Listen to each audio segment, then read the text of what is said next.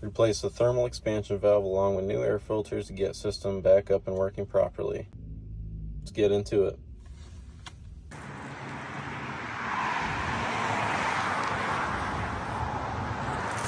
Low 70. That's our girl. Let's get cracking. All right, got everything up here. So ironically, it's cold enough out here in Florida today that the cooling's not running. It's just blower motor right now. What I'm going to do is disconnect the thermostat for cooling, leave the blower running. That way a compressor doesn't try to come on. I'll unplug the compressor just in case.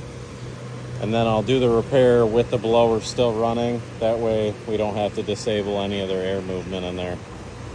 It's a good opportunity, especially because it's cold enough today. So that guy back there is who we're going to be replacing. All right, so we got first stage and second stage cool unhooked. And what we're going to do is unplug this guy. That way he doesn't try to come on just in case. So we're going to replace TXV, line dryer, filters.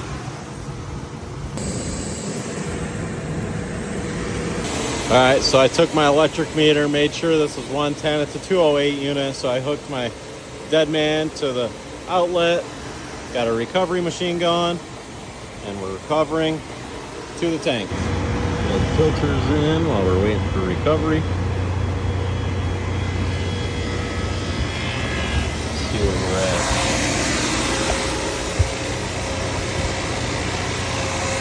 Oh, perfect.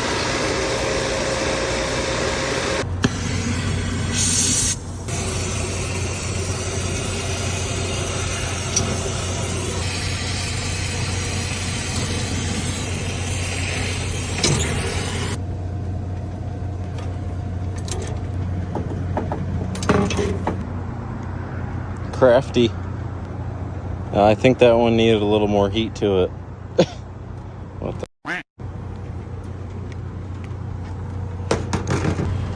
Alright, got the new one all fitted up.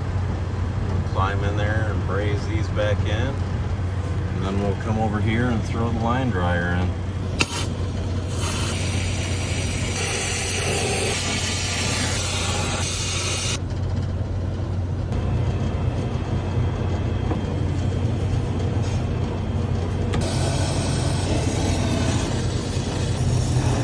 So much better.